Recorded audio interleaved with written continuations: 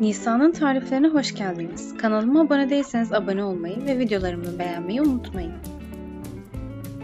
Bugün sizlerle pastaneden aldıklarınızı aratmayan, ağızda dağılan kıyır kıyır kandil simidi yapacağız.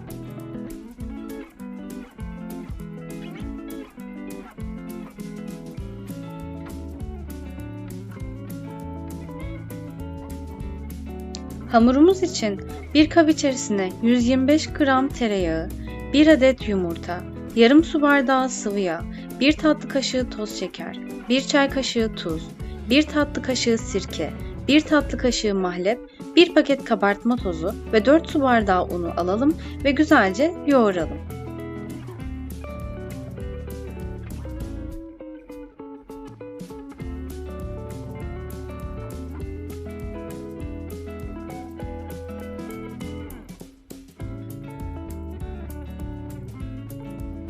Simitlerin üzeri için bir kap içerisine 1 yemek kaşığı pekmez, yarım çay bardağı su ilave edip güzelce karıştıralım.